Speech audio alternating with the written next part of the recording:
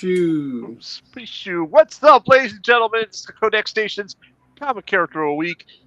I'm your host tonight, Sal the Slab Guy. Joining me, we got a new person over here. Well, he's not really new. He's not really new.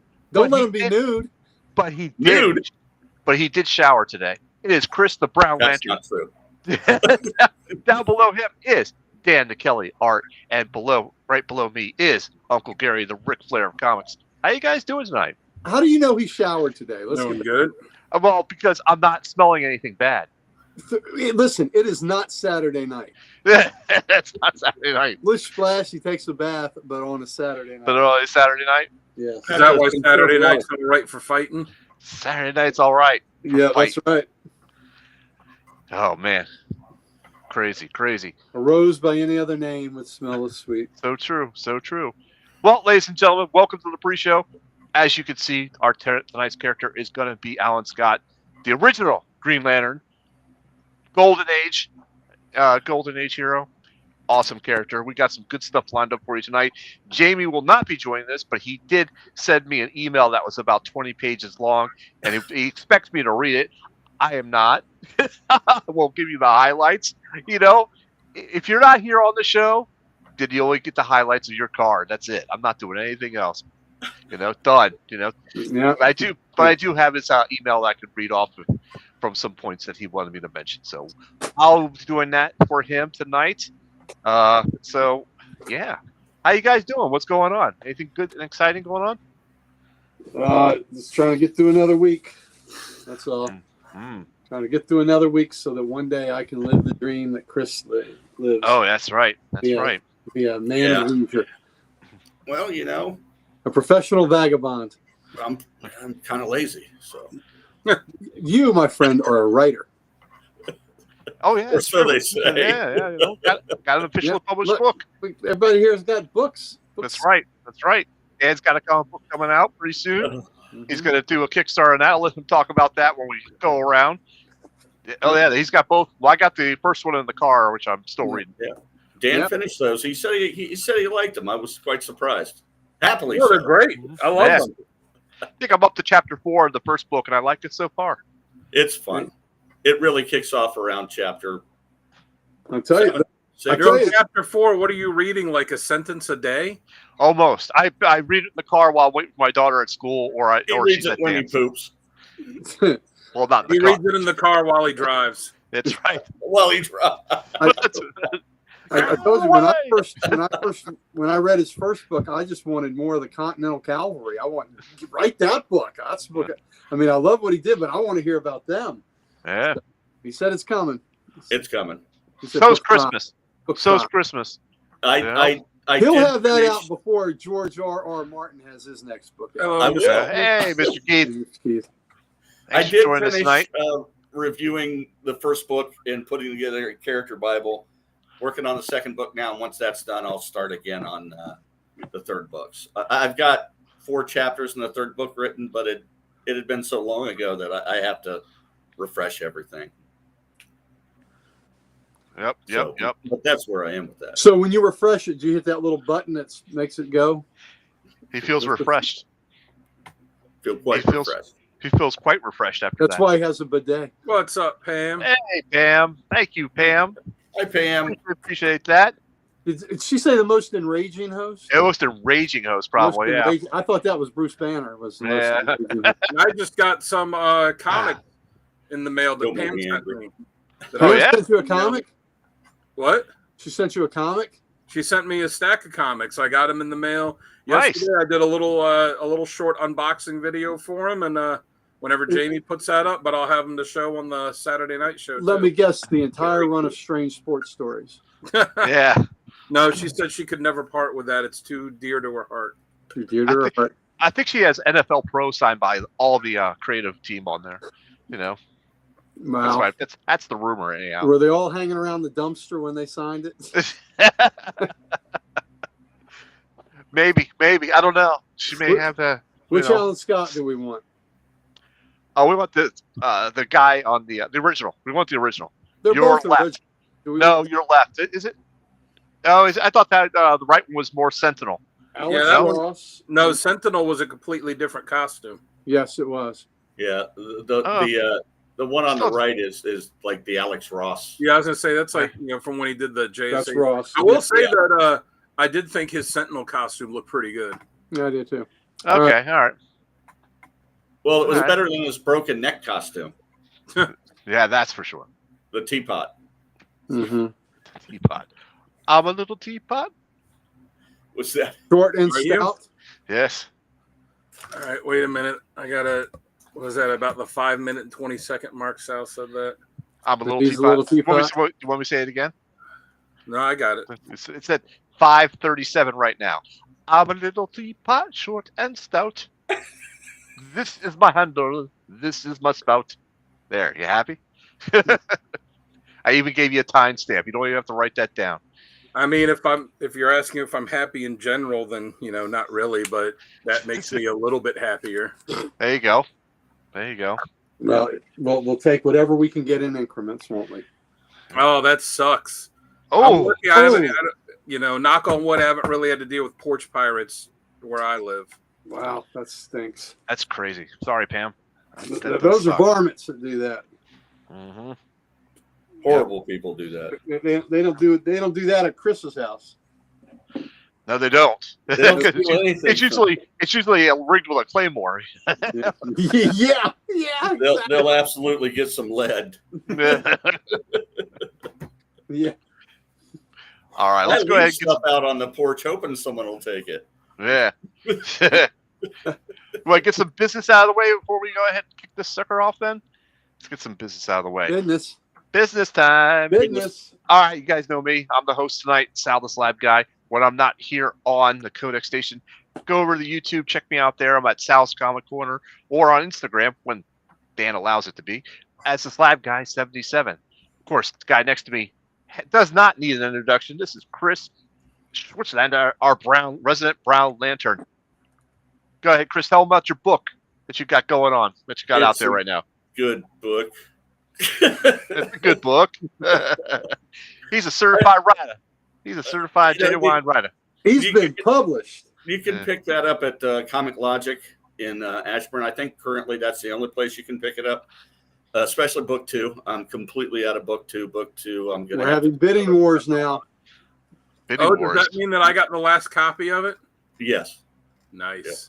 Awesome. Yeah. Awesome. All right. Well, I'll let Gary talk about Comic Logic, but next up is Dan, who's on Instagram. Dan, why don't you tell them what you got going on?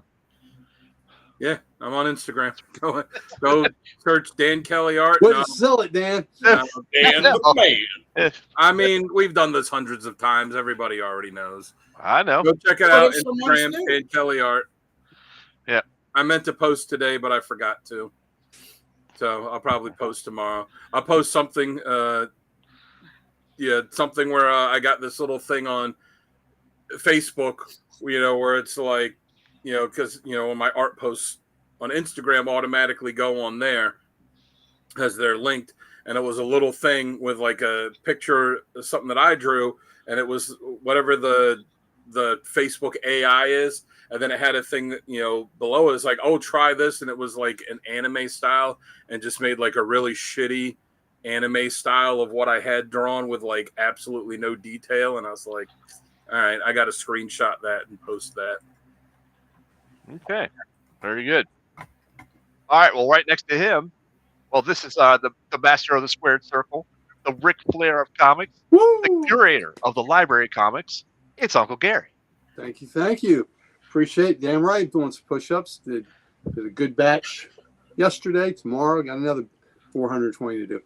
Here we go. Comic Logic, Loudoun County, Virginia's premier comic store, where you can find copies of the Chris Schwitzlander books. What would we say? Just Volume 1, Tripping Over Reality.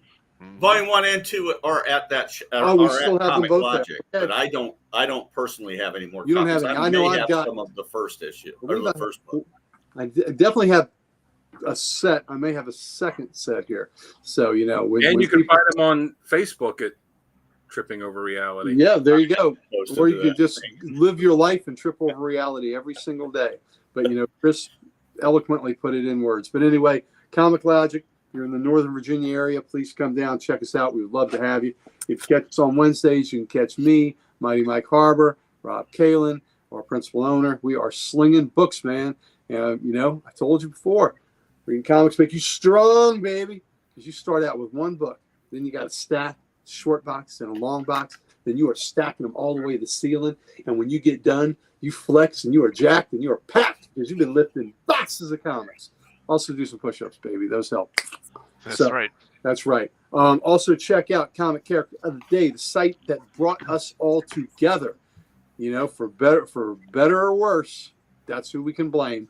Comic Character of the Day, founded by the Archduke Kevy, and being run now by the successor, Mr. Dan Kelly over there. He's giving you a great character of the day. This is character of the day. He's giving you a great random panel of the day or a sequence of panels of the day, giving you a great collection of the day. And today we had Aunt May. Was it Aunt May giving Wolverine some crap? Yeah, someone made a good point because Aunt May is shorter than Wolverine, and that they're like, how tall is Aunt May? Well, Wolverine was. They were having Wolverine do the Alan Ladd, who ties into that. In Shane, Alan Ladd had to stand on a box for a bunch of his scenes, so they made Wolverine stand on a box for those scenes, so that Aunt May didn't tower over him. So, also you get funnier if they drawn it where she did. Yeah, exactly. And you also get a great cover of the day by Talking Geeks. So tune into that. So I think that completes our little round robin, and we'll kick it back up there to the Slabatorium and the MC, the hostess with the mostess. He's the teapot that's stout. That's right, baby. Stout. He's the one. He's the only The Sal D Slab guy. Thank you, Uncle Gary. Appreciate that. Before we start off, we got to make sure we head over to codexstation.com, get some merch there, meet the team, see all our bios, see all the shows that we're on, get some good stuff there. And of course, we have links to all our socials. We have all the socials. Listen, just seeing us on a regular basis, you know that we're infected. But when we bring someone in like Chris, you know damn well we really are infected. So to get what we got, and we want to give what we got to you, all you got to do is press that button. How easy is that to get something catchy? Just press the button. Yes, indeed. Yes, Don't indeed. scratch at it. Don't scratch at it. Click it. Dan, do you want to talk about the... Just pat it, right, Chris? That's right. Just pat it. Dan, do you want to talk about the giveaway now, or you want to wait till the middle of the show to talk about the giveaway? Yeah, we can do it now. Talk about it then. All right, so let me find the slide real quick. All right. Is it the Heroes for Heroes? Oh, yeah. There you go. Mm-hmm. Got So, yep, the Heroes for Heroes auction is coming up, as you can see, pretty soon, just a couple weeks. And all the money that is raised for it goes to Mission 22, a charity that benefits veterans and their families. And you can go and bid on stuff and get lots of cool comic and comic-related stuff and know that your money's going to a good cause. They've got a lot of people that have donated books and a lot of creators that have donated stuff. Philip Kennedy Johnson sent like 8 or 9, like a whole when I contacted him, sent like 8 or 9, a whole bunch of signed copies, and not just like regular books, but like store variants and stuff. And oh, how cool is that? That is awesome. Another reason why Philip Kennedy Johnson is a great guy, and we're proud to call him a friend. Jimmy Palmiotti, Amanda Connor, they sent something. I'm trying to think who. I'm just going by the ones that I had contacted that said they'd send something. Phil Hester is sending something. JMD Mateus is sending something. So it's not just you could be able to bid on regular comics, but there's going to be a lot of autographed stuff from creators that they personally donated. So go check it out and see if you can get yourself something good, and know that it's for a good cause. Absolutely. Good stuff. That was a big event last year. I remember that too. So yeah, definitely good stuff. Thank you, Dan, for that. Yeah, I sent some stuff to him. I don't remember what, but I got the only thing I remember that I do remember is sending him that Sergeant Rock drawing I did where it's just like his, like his head. So I remember I sent them that. I don't remember what else I did. So I guess I'll find out on November 22nd. Nice. All right. So let's go ahead and then kick off the show then and get this sucker started. Stick around, folks. We'll be back in 10 seconds because I got a short intro for you.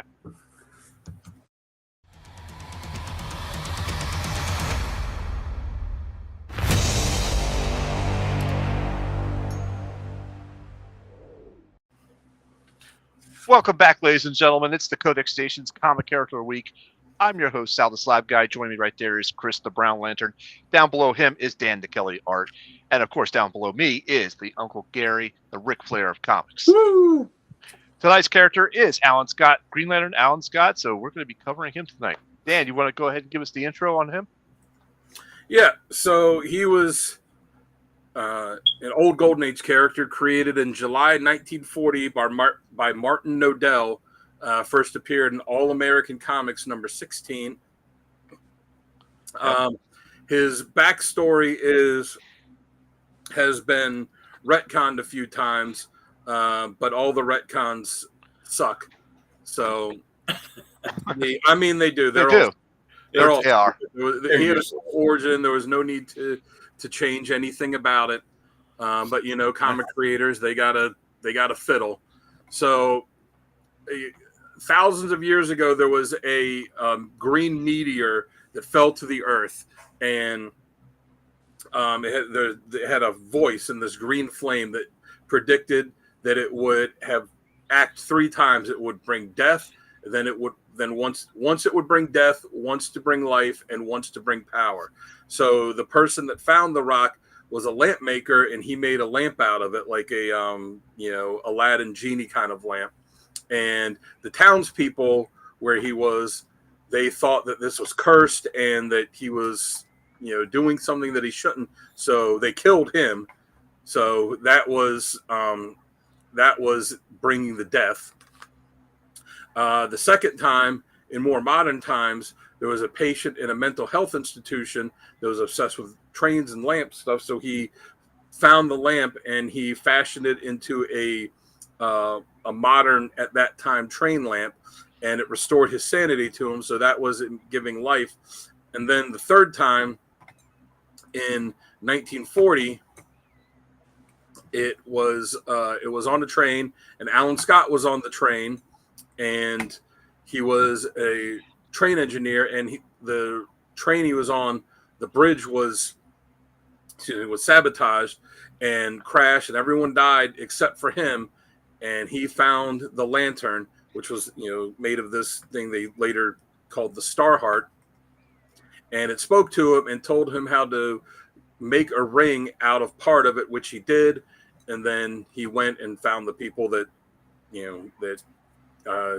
caused the accident, brought him to justice, made himself a ridiculous and yet awesome costume, and became the superhero, the Green Lantern. As far as his powers, he, with the ring, he can fly, he could shoot energy blasts, he could phase through solid objects, he can create energy constructs.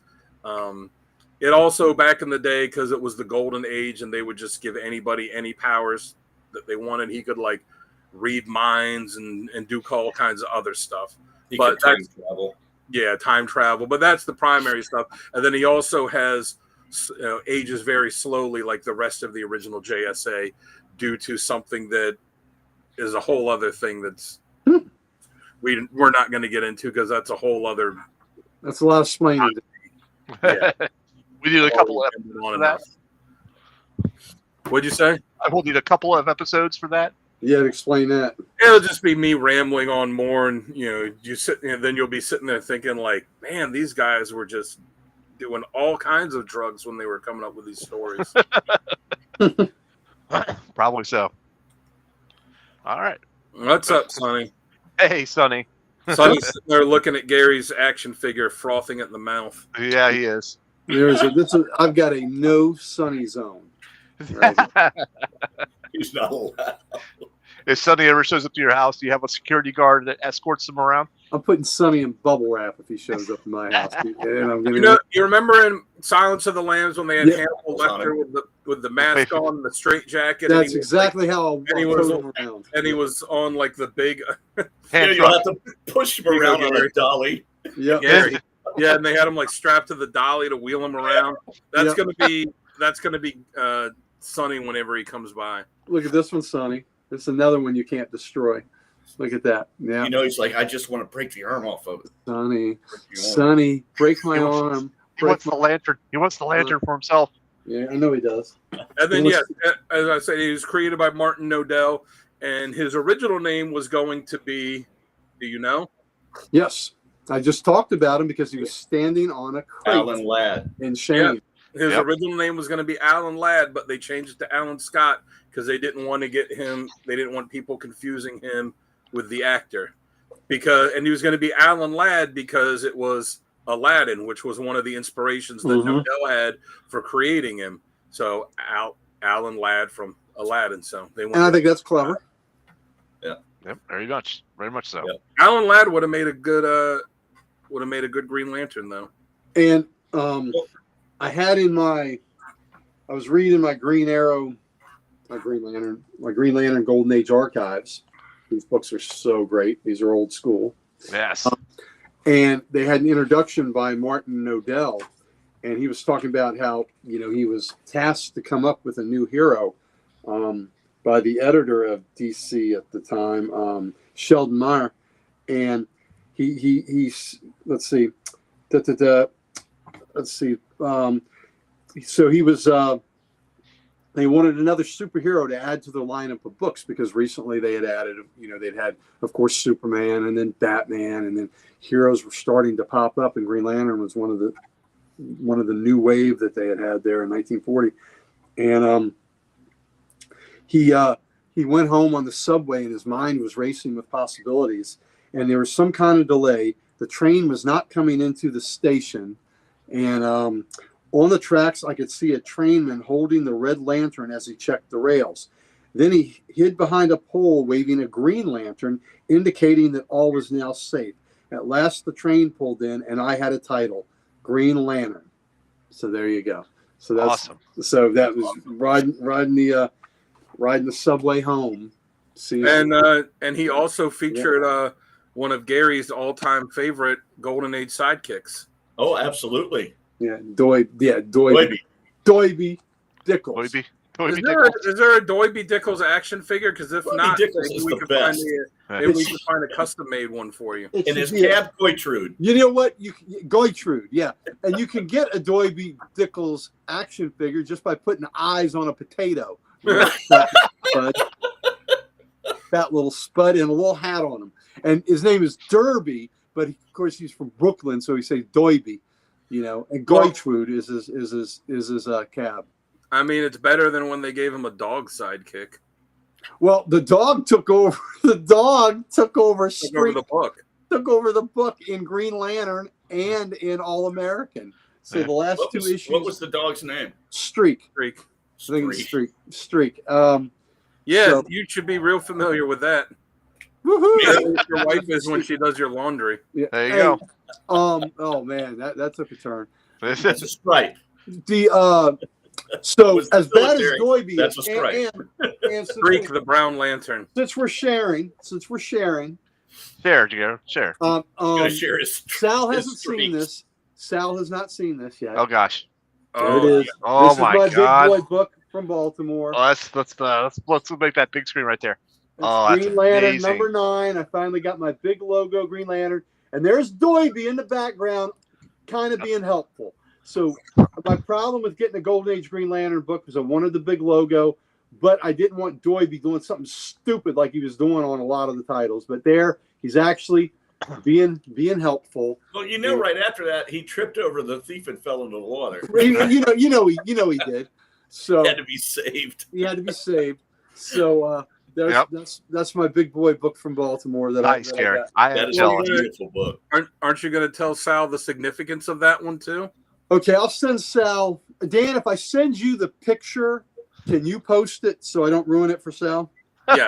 Yeah, send it to me. I'll post it. Yeah, I'll send it to you. So there's a famous first in that book, and y'all can contemplate that for a second. What the famous first in the Green Lantern 9 is? It's a pretty cool, not a first appearance, but I think a first occurrence is what we'll say. Right, Dan? Yeah. We'll call it a first I'd occurrence. say it's a first. It's a first. All right. So while that's going on, I'll show off my picture of Green Lantern because I got this drawing from Martin Odell back in '93. So, yep, and I got him to autograph that as well. This was the first comic shop that I went to in Albany a long time ago. This was the first when I was really starting to collect. So he was at the shop with his wife and signing books, and I got a lot of books signed by him. But I also bought this. I think I only paid like $40 for it at the time. Wow!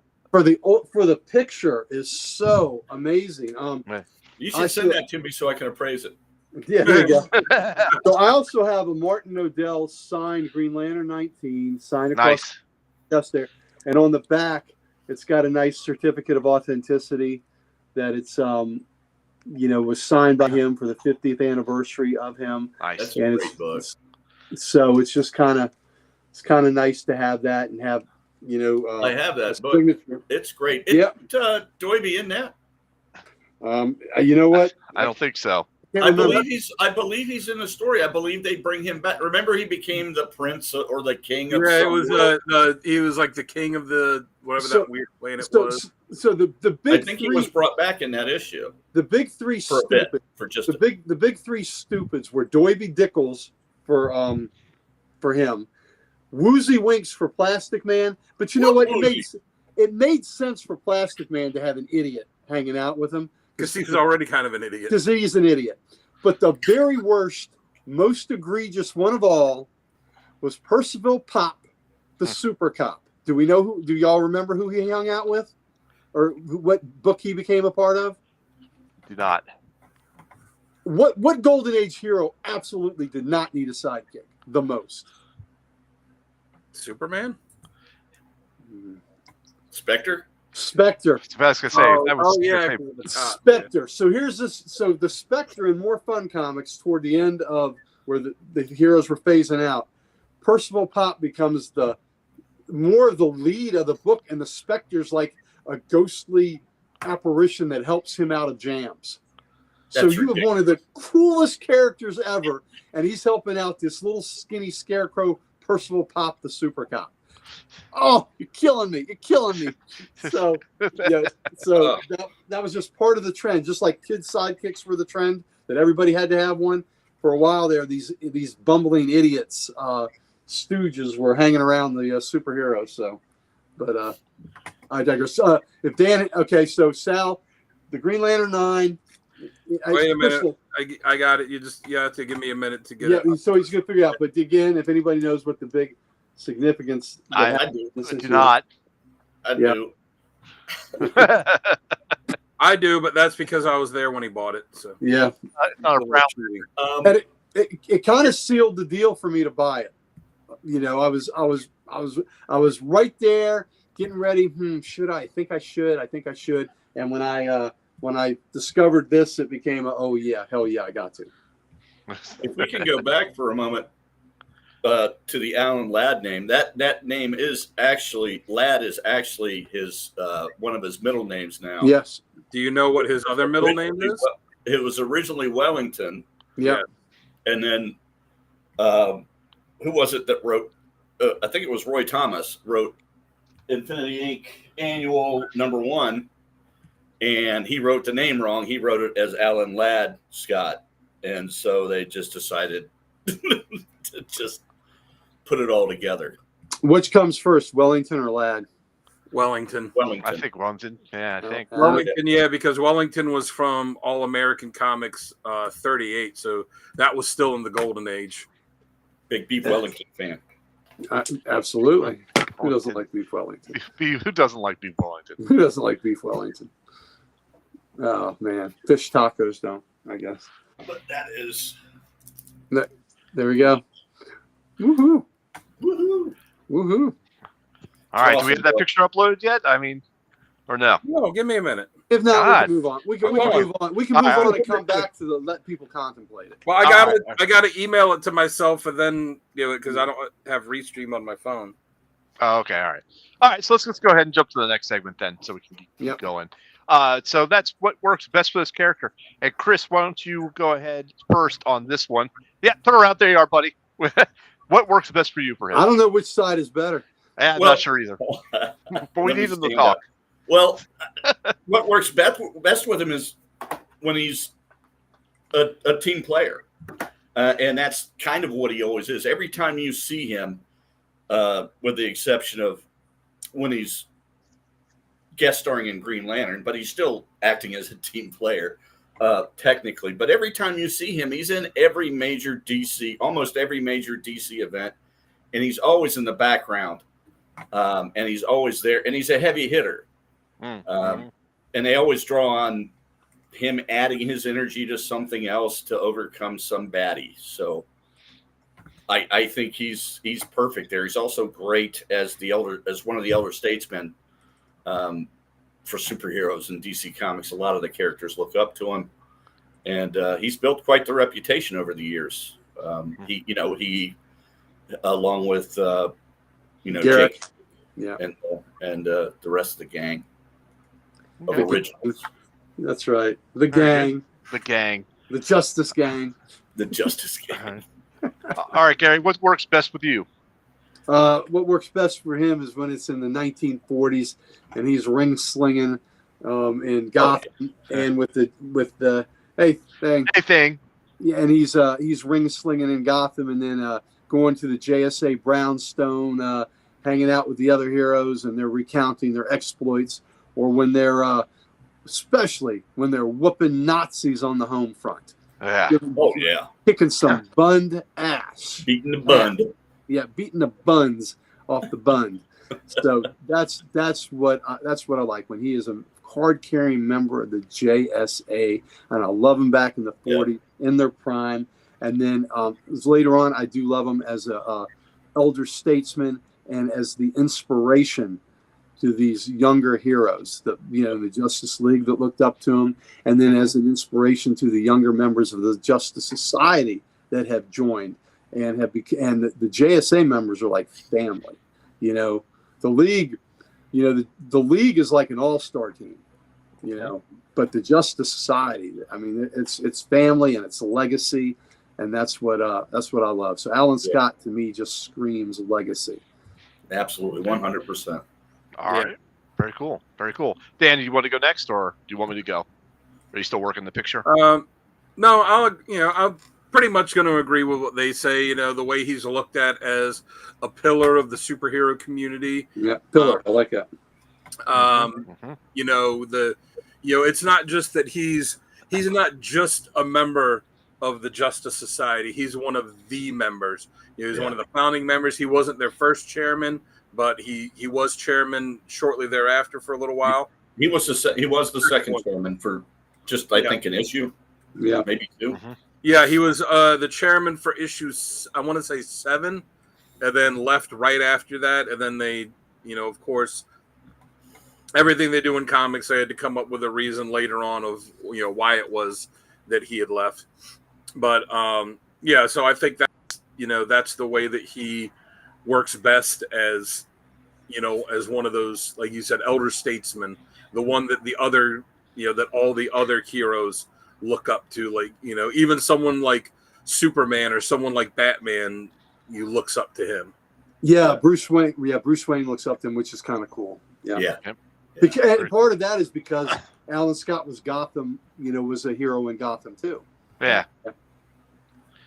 So he says, have to ask, what do you think of the Earth 2 take on Alan in the new 52 era? What do you guys think about that? I just wasn't a fan personally. I mean, it was all right. I liked the design. I thought it was unnecessary. I didn't think they needed to do a new Earth 2 with all new character designs and stuff. The JSA works best when it's the JSA. True. Yeah. I did too, but I was so desperate to see these heroes in any form, I was okay with it. Because they were not being used at all, which was a shame. So it was a different version of it. So I guess I was happy enough to get the morsels that DC was giving me, though I wanted the entire meal, which was the JSA that we know and love. Okay, very good, awesome. So for me, I'm gonna pretty much echo your guys' points. I like him back in the 1940s when he's kicking ass and being a founding member of the JSA. That's awesome stuff right there. I also like the Elder Statesman stuff with him, and I'm gonna kind of disagree with Chris. I didn't mind the Earth 2 stuff. Kind of like Gary was like so wanted to see it. I read it. I did enjoy it. I'm not rushing out to buy it, but it wasn't horrible in any manner. So it was still good to see. I liked it when he showed up in the later Green Lantern series, after he became Sentinel, and he was tripping around with Kyle Rayner a few times and stuff like that. And I've got my stories with that I can talk about later. For Jamie, he sent me this huge email. I will read this because this is pretty cool. He says, Alan Scott shines when writers embrace his mystical roots and treat his power as an ancient magic instead of a sci-fi tech. I agree with that. He's also at his best as the heart and wisdom of the Justice Society and a symbol of legacy, resilience, and hope. And I agree with that too. So that's what Jamie sent in. That's what Jamie sent in. I'll chime in on the Earth 2 New 52 stuff. I've read it when it came out. I've got most of them. There's a few more issues I need to. I liked it for what it was, knowing that this is not the JSA.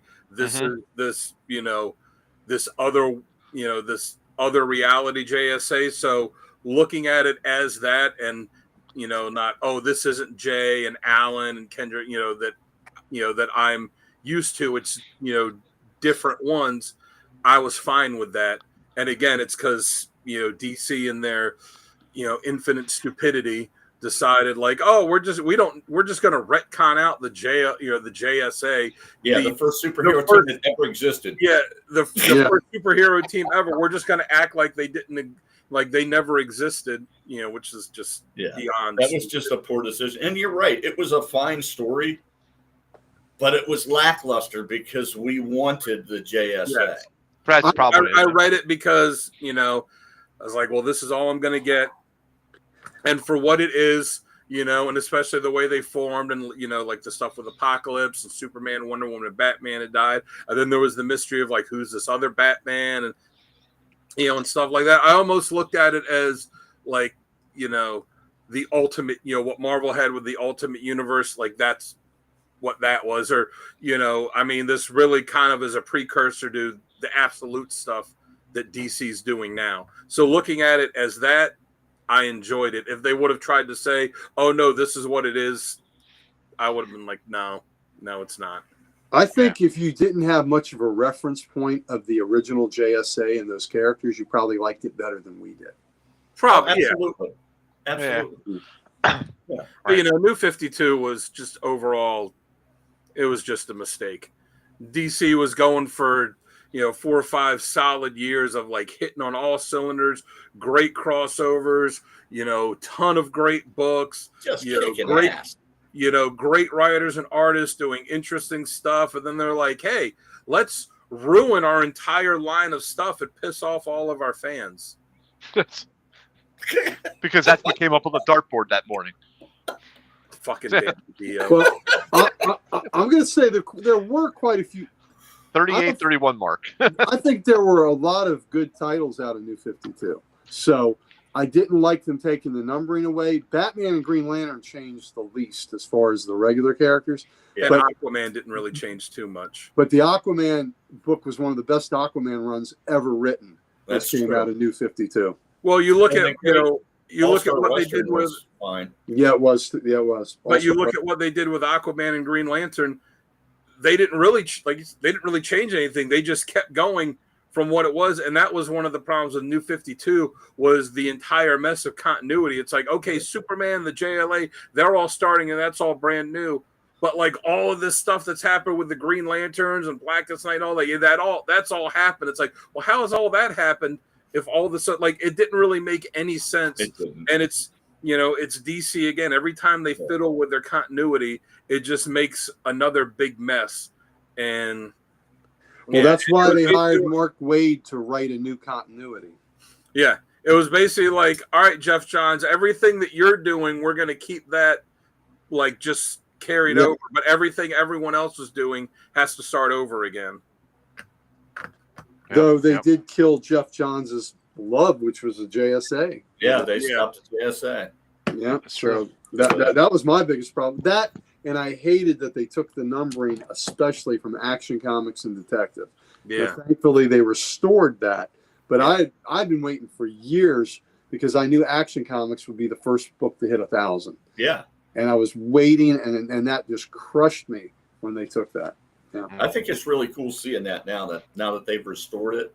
Mm-hmm. Seeing those 1,000 numbers on Detective and Action, and I agree. really cool. Yep. Yeah. Definitely. All right, so let's go ahead and move on to our next segment, which is badass moments. Uncle Gary, do you want to kick us off with badass moments? All right. I don't want to take any that Chris might have. So Chris is our guest of honor. I'd rather he go before I. All right, Chris, you go first then. Oh. Show us your badass moment. Don't ask to see his badass. That is. I will not hesitate, sir. I'm gonna say, just All-Star Comics number 3. That alone is a badass moment. He was there when the first superhero team formed, and he was part of it. He was at the table, wasn't he, Chris? That's amazing. He was right there. Yep. He was at the table that could have killed him. That's that right. Table. He was at a wood table that could have been turned over on him and killed him. That's right. If he'd have fallen and tripped, it could have been the end of him. That's right. It's so true. His chin right on that wooden table. Golden Age number 2. The Robinson Golden Age. Mm-hmm.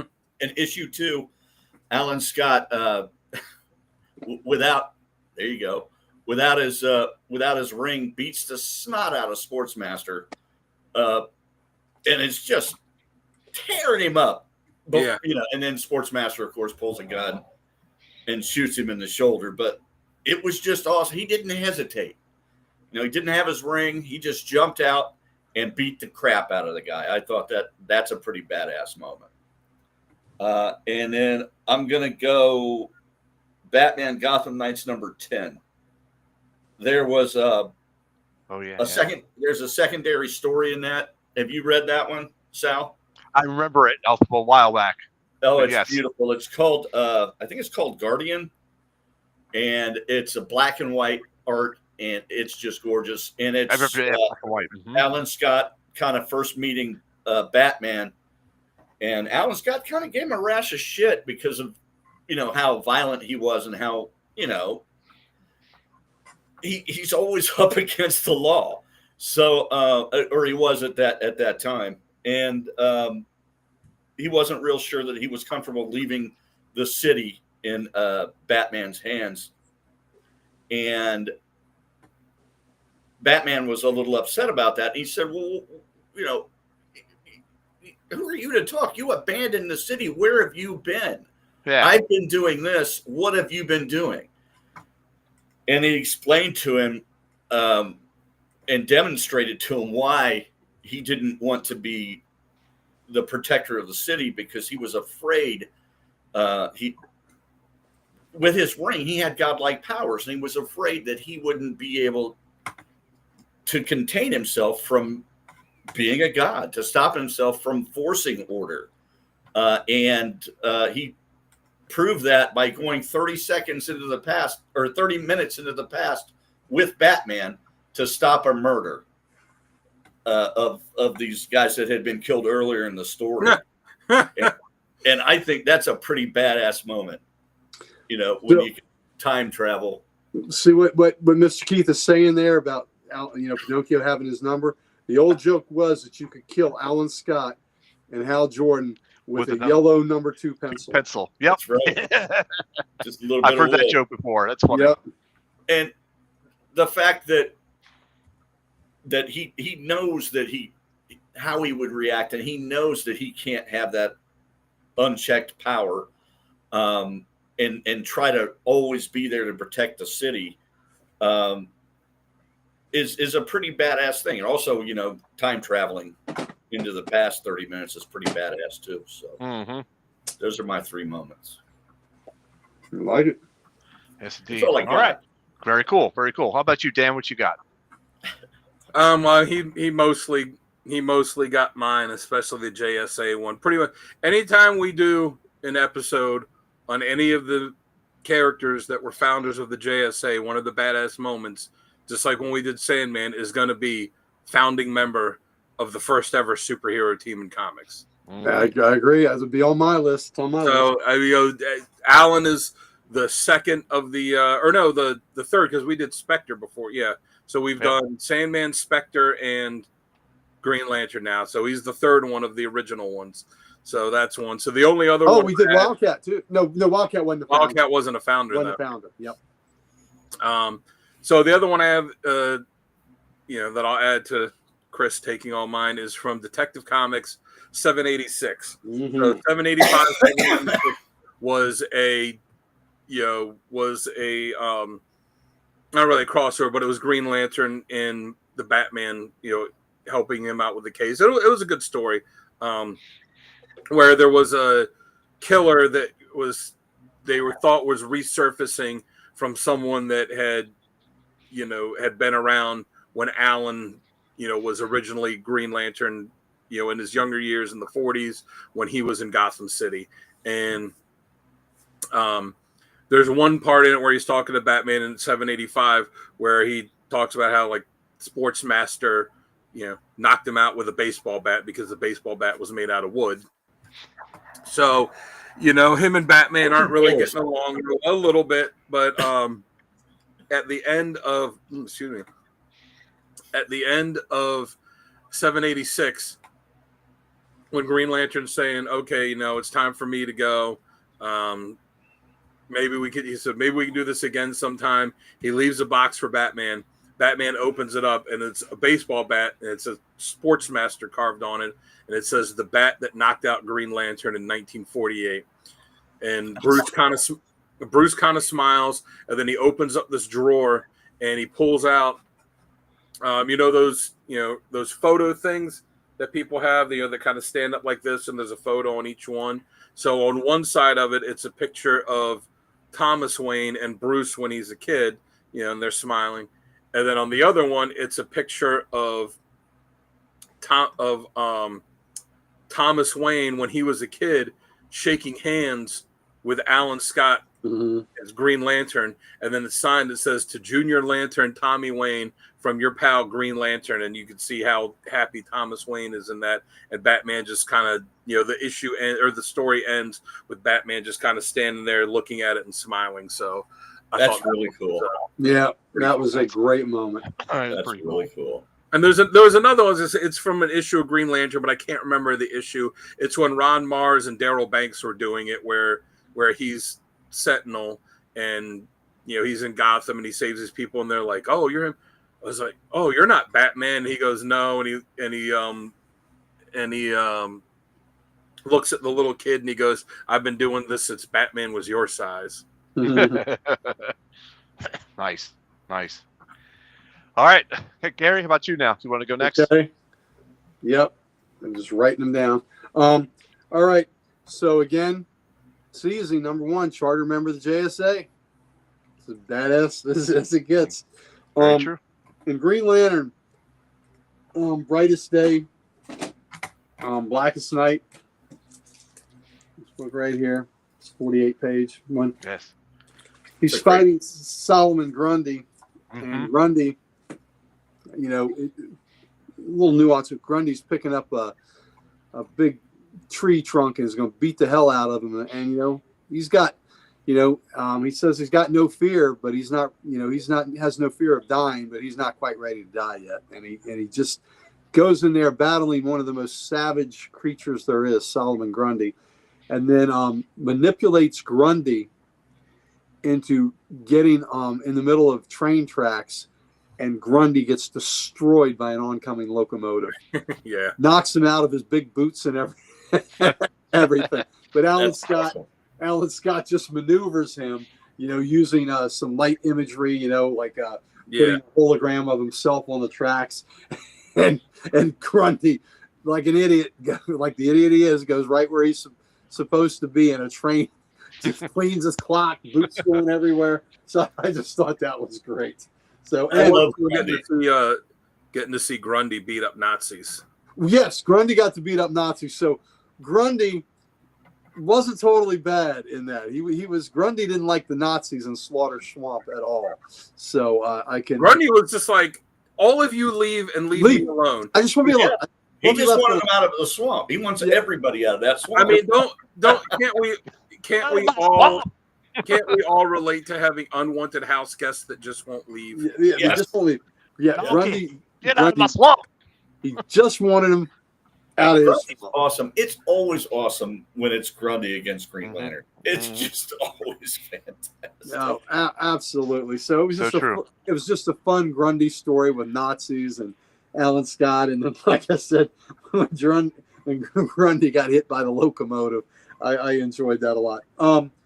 In Green Arrow 40 Volume 2, that was the first big Silver Age team up with the two of them that was outside of the JLA, JSA books, and it was Alan Scott and Hal Jordan, and they ended up facing off against Corona, and Corona thinks he has their measure, and he's fighting Hal.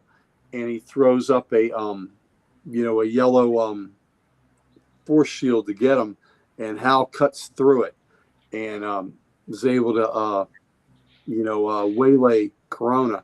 And what Corona didn't know was that he and Alan Scott had switched rings, so they each had the other weakness. So at the time, Grundy, Corona was using yellow against Hal, and he was using wood against Alan, so he got foiled because they were smart enough to switch the rings, and I thought that was just a really badass moment.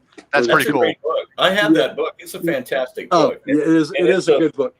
It's a key. I guess it's been regulated to minor key at this point since they've kind of changed the history. Yeah, but dealing with Corona, him trying to go back to the origins of the universe and the multiverses and all that, they kind of kicked off from there. That was a huge linchpin in the DC universe for a long time. Well, it was also a big linchpin in JLA Avengers, Corona being in there. So that was a big deal, and it was a cool meeting, and Gardner Fox wrote it. And the art, the line work was so clean. Gil Kane, and I think that was Murphy Anderson. It's fantastic. Did the inks on that. It's just beautiful. Yeah, the cover's really Green. Cool too. Sid Green did the inks on the inside. But yeah, it's just beautiful, classic Silver Age art by Kane and Green. So just really good, and a great story by Gardner Fox. So I just thought that was pretty badass that these two guys they screwed up Corona, who was on the verge of godhood. Yeah. Just changing their jewelry. Just changing the jewelry. Switching it out. The jewelry, yep. Switching it out. That's smart. All right. Yeah, that is. All right, so I'll give a shop as smart. Yo, bitch. Let's do it. It's my boomstick. All right. Love that movie. So let me ask you this, baby. Let me ask you this. For one of Jamie's badass moments, he has facing Felon Grundy, but he has listed as All-Star Comics 61. Is that the one where he was hit by the train? Or was that a different issue? No, okay. That was it. That was unless it happened in that issue too. Oh wait, All-Star 61? All-Star 61. I don't remember Grundy being. Well, maybe Grundy was in. No shit, Chris. That's when they relaunched it. I don't remember Grundy being in that, but maybe he was. He may have been. Hold on. He may have been. Jamie has it listed a badass moment where he goes one-on-one with Grundy. It's a brutal, emotional fight, and he doesn't kill him because he has compassion for him, and it's showing that he's just not, a power is just not his ring. It's about humanity and restraint, and that's what Jamie found to be badass about that. Okay, maybe there wasn't a train in that one, but that's how Green Lantern has always treated Grundy. Kind of like I loved how Batman treated Grundy in Long Halloween. Yeah. Yeah. He got him a Thanksgiving dinner. Yeah, he did. Yeah. I remember that. Yeah. All right. So his second badass moment happens to be one of mine, so that's okay. But that was standing against the entire Green Lantern Corps in Green Lantern Quarterly number 2. He faces off against the entire Corps, including Hal, and holds them off just through sheer will and mastery of his power. And He's just one of the most powerful. He's an old lion moment experience type situation. That's one of Jamie's direct quotes. But yes, I read that issue. I have that as my badass moment as well.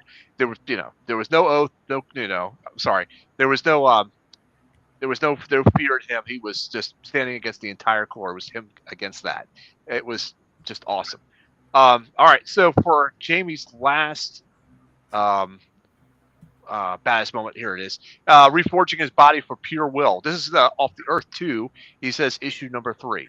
So after losing the man he loves in a train explosion, Alan channels his grief in the rebirth, fusing his very being with the green, transforming him into the emerald flame itself. So he felt that was a badass moment for redefining that character for a new era. So that's pretty cool. All right, so for me, my other 2 badass moments I have, well, this is from the Secret Origins and Files, where he forges his own ring. They did a retell of his origin, and where he actually makes his own ring from the mystical flame, and there's no oath, there's no core, there's no Oa. It's just him with his willpower and his courage, and he forges his own ring. I find that very badass. My second one was from a little bit more modern time. This is from the Death Metal, the Multiverse last, and I believe it was issue 1 or 2. I can't remember which one it was, but this is where he faces off against a twisted version of himself, and it's a nightmare version where he's forced to face guilt, loss, age, all that stuff. He had to face off against it himself, but he does it, and he holds on to the light, and that's one of his taglines, where he's like, "Darkness can never stand the light." No darkness can break him, and I love that. That was awesome. So those are my 3 badass moments. So we can move on to. Well, you want to talk about badass moments. There's the one in the book that Gary bought at Baltimore Comic-Con. Oh, okay. Here we go. Let's have it. This is awesome. So this is the first from Green Lantern number 9. Yep. Okay. First oath. The first oath. Yeah. The first oath. Yep. Mm-hmm. Very so good. there were other occasions in some of the earlier books where he would say, "No, dark things cannot stand the light of the," but not right. while he was charging the ring. But this is the modern oath. Yeah.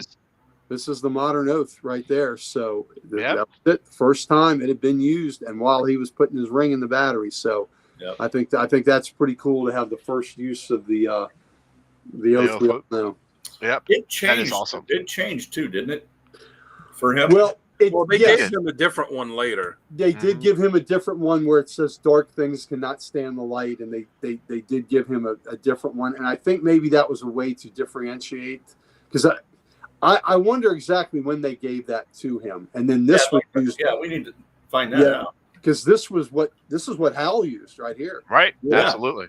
Yeah. And I think they did to differentiate because Alan Scott was not part of the Corps. He was not. Yep. He was not. He didn't have the answer to the Guardians at all. And so he had the Mystic. Right. His was from the Starheart. That's a cool panel. Yeah, it is cool.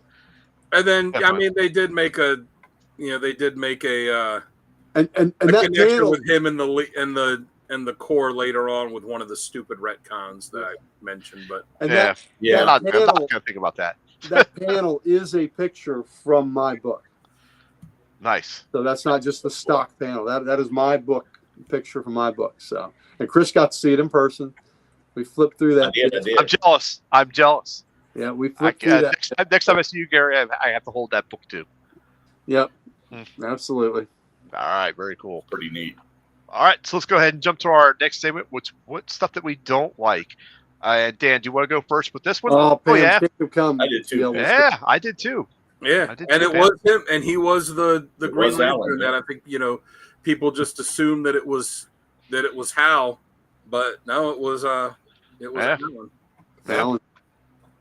I mean, as far as what I don't like about him, it's just all of the retcons. Like every retcon they've done with him just makes no sense. They retcon the and again, and not talking about the Earth 2 stuff, because to me that's like I said, that's like Spider-Man and Ultimate Spider-Man or Batman and Absolute Batman. It's just a different character that's all for its own thing. I'm just talking about the main continuity stuff.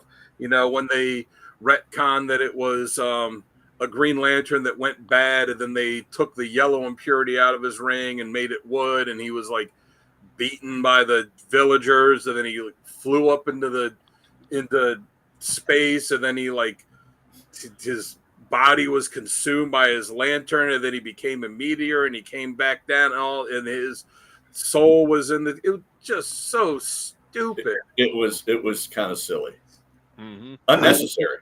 It was unnecessary. Yeah, and and then the recent one, where they decided to retcon him and like, oh, we're gonna make him gay, but that he's always been that way. It just, to me, it didn't make any sense, because if I don't have a problem with with characters that are gay. I mean, hell, his son Obsidian is, and he's a great character. But to say, oh, he's always been this, you'd think in the decades and decades of him being around, that in some private moments, even if he's putting on a front for the world, in some private moments, he would have think to himself, I've got to hide this or that. So it just didn't really make any sense. And then all the stuff that they did in that book to then build on that, like, oh, well, he was in an asylum, and then he broke out of the asylum, and was a wanted man, and was kind of jumping from bed to bed, and when it came time to forming the Justice Society, he didn't really trust, have any interest in doing it, which is pretty contradictory to who he was as a character then. It just, it didn't make any sense to me for them to do that. Of Golden Age characters that you could have retconned and done that to, I think that there are more that would have made more. There are other ones that would have made more sense than to do it with him, guy. You're right. There are a ton of well-known Golden Age characters that they really haven't fleshed their past out. Yeah, very true. He's been shown as someone that was very devoted to his wife over the years, and again, I know there's people that that live that unfortunately feel like they have to live that lie for their lives and come out later. So it's not the problem that I have with that. It's that it doesn't make sense. It just didn't ring true to the character. Yes. For a character like Mystique, it really made sense when they finally revealed that, because you look at the way that Claremont wrote her and Destiny, and it was clear that was something he always intended for them, but because of what comics were at the time, he wasn't able to come outright and say it. And you didn't know much about her past either. Yeah, but it made sense for that, Same thing with North Star. They couldn't come right out with it because of where, everything was in comics at the time. But when they finally could, it made sense with what they built on with the character.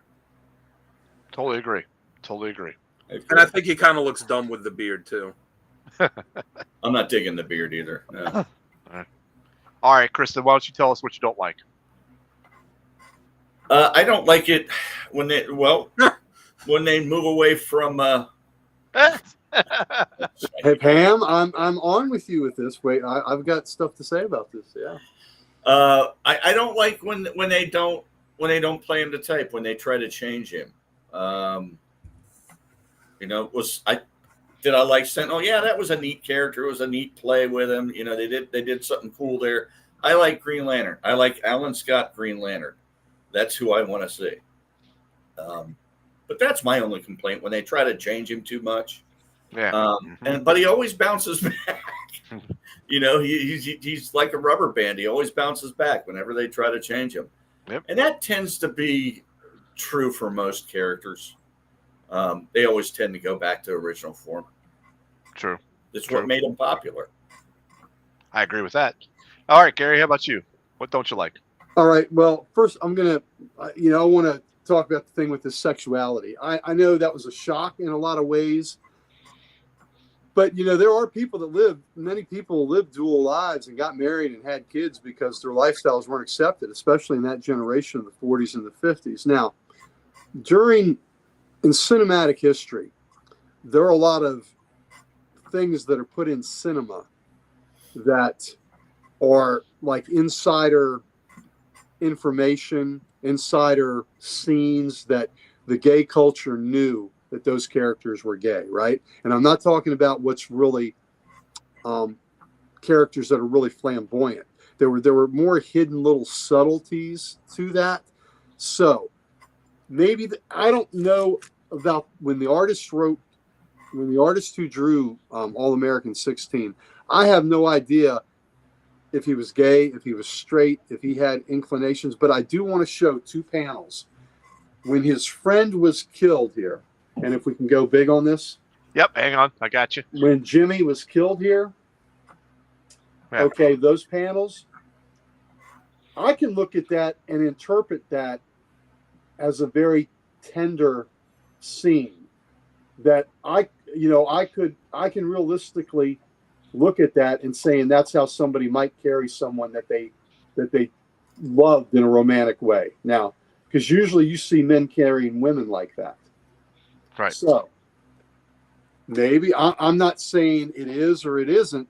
I'm saying I can see how you could look at that panel and maybe create another narrative. So you can always create another narrative. Right, but there is a tenderness to that. Yeah. Maybe that was just him. Chris, if you were dead like that, I'd probably have you slung over my shoulder. I'd carry you like that if I could, but I'm not that strong.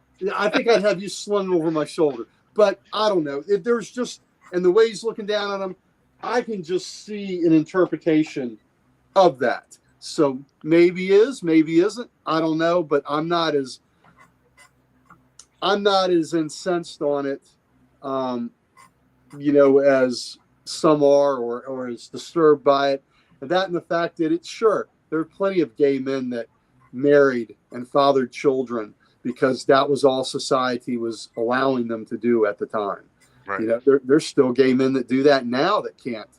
Look, I want to make. I'm not incensed, and no, I'm not angry. You're not incensed. We're not. I just think that if he was, and again, I don't have a problem with it, but if he was somewhere in the 80 plus years of his existence, there would be more evidence to point to it other than two comic panels. And yeah, you look at that and maybe so. To me, it just felt like an unnecessary change. There's been plenty of times where he's had private moments, again, in 80 plus years where he would have had, the writer would have written, him having private thoughts, private narratives, whatever. Even when he came out to his kids and he said, oh yeah, some of them know, Ted knows. I think he said Ted and Jay and a couple other ones. Somewhere along the way that would have been addressed other than just, hey, we're doing this. But DC, at the time, they kind of did that with multiple characters, and they kind of did it, I felt like, in a heavy-handed way that was just, we want established characters to be like this and, and represent this, which is fine, but they didn't really write it in a very good way. I had more issues with Tim Drake having his sexuality changed than I did with Alan Scott for some reason. Yeah, I thought if they were going to make one of the Robins gay, I was like, Damian would be the one to do. Yeah, well, I mean, but I was okay with Superboy. Yeah, there's not a lot known about his past. Yeah, I didn't really. Yeah, Superboy, that one. He didn't have an experience, but Tim Drake, who had dated a lot and all that, we've been part of it. Him and Spoiler and their relationship. I was more invested in that. With Alan Scott, I just wasn't as invested. And I don't mean to say that y'all were incensed, but there are others who were incensed that had a problem. I was referring to other people in the comic community had a huge, huge problem. I was just playing devil's advocate here and looking at those panels. When I looked at those panels, I see a tenderness in those panels that I don't always see in other old panels. Now, I mean, that's an absolute viable argument. Yeah. So, I mean, I don't know. The worst one that was written, though, was when Brian Michael Bendis wrote it for Iceman. When Gene reads his mind, oh, you're gay. And he goes, I am? Oh, I guess I am. And like, All right. Stellar writing there, Bendis. Why is it you're being paid so much? Yeah. No, I agree. And again, I'm playing devil's advocate. I can interpret those two panels different. I can see the interpretation, and that could be a modern writer looking at that and saying, "Hey, you know what? I think I can do something with this." But what I'm more intrigued about is when that panel was originally drawn, where the sympathies of the artist were. Was he conveying something subliminally, or was it just a straight up he drew the panel and he just drew it and didn't put any other thought into it? So, I'm intrigued by it. Okay. So it's just, so I mean, I don't know, but I just think that there's that this isn't just cut and dried black and white, those panels. I think it could lend itself to a different interpretation. I mean, it's not as bad as, Batman and Robin sleeping in the same bed together. That's pretty bad. Yeah. Well, happy birthday, Dick. Here's your spankings. Those books at the time, what the hell? Well, when they the first panel, the first splash page where they introduced Robin had a grammatical faux pas where two words were put together too closely, where it said Robin was an ally. Panel curiosity. Thank you, Pam. There we go. Where it said Robin was an ally in his war against crime or something like that. And N and ally, AN and ally were put together a little too close to look like anally. So, so that was spacing. I mean, Dr. Frederick Wortham was not completely wrong when he was complaining about the Batman titles. Right. Hey, didn't Yogi and Boo Boo each have their own bed in the cave? They weren't in the same bed, were they? Yogi and Boo Boo? Yeah. Well, Yogi also didn't dress Boo Boo in red, yellow, and green and put ankle. We don't know that. Disco we don't pants. know what they did when the cameras weren't rolling. Well, we told Disco Pants, but did they have two different beds? I think they were two different beds, Yogi and Boo Boo. I'm not going to Google that and find out. I don't want that on my search history. No, thank you. No, thank you. Do we want to talk about thank Bert? you. Do we want to talk about Bert and Ernie? No, thank you. Well, Bert and Ernie are definitely gay. Yeah. Is Rubber Ducky. Mm-hmm. Here's the one. That's right. All right. So, not that there's anything wrong with that, by the way. No, not at all. Absolutely Not at all. Just like a Seinfeld episode. Yep. Right. All right. So for me, I'll make it short and sweet. I didn't like any of the retconning either. I thought all the retconning was absolutely wasted or wasteful. Yep. I didn't mind him as Sentinel. The story kind of made sense, but I mean, I don't really look at that as a retcon because it was just him kind of absorbing the power into himself where he didn't need the ring. And I think he doesn't really technically need the ring. He doesn't really technically need the ring anymore. He just kind of uses it, I think, right? Yeah. Right. He doesn't have the ring to channel it. And the Sentinel just made his costume a little more streamlined. Well, the reason they did that was because they wanted to differentiate him from they're like, all right, we have Kyle Rayner that's Green Lantern, and they were real big on making sure everyone knew he was the only Green Lantern since the Corps was gone. Yep. So they're like, well, we got to give this other guy a different name. We can't write him out because Kyle's banging his daughter, and so we got to keep him around. We just got to give him a different name. Put too fine a point on it. 1 hour 13-minute mark. Well, then they also in the the series where they made all the changes recently. Then they also retconned his origin again too, where he was doing the stuff with the government, and it was the Green Lantern and the Red Lantern, and the idea of the Red Lantern is pretty cool, but again, do you really have to keep retconning it? He had such a cool origin to begin with. Yeah. Right. Yeah. So JB wants to add that he falls flat when DC forgets to make him what makes him unique and writes him as like a generic Green Lantern. When he's used as a background nostalgia instead of being fully realized hero, his stories just lose all spark. So, kind of agree with that. I do like he should never use. No, go ahead. He should never be written as a regular Green Lantern ever, because he's not. He is an entirely different template. Yep. Yeah. And the way that, and when he uses his energy, the Green Lanterns just have, the green energy. It's always better when the artist realizes that Alan is a different one, and when they draw like kind of a greenish flame around whatever, whatever stuff it is he's doing to kind of show like this, like is the logo. exactly that. Yep. That's cool. Yep. All right, so let's go ahead and move on to our next segment, which is top covers. Chris, I got yours queued up here. You ready to show off your covers? Oh, nice. Yeah, it's good ones there, Chris. Good what ones do we there. have here? So you have Green Lantern number 61. Gil Kane. No, I wrote something down.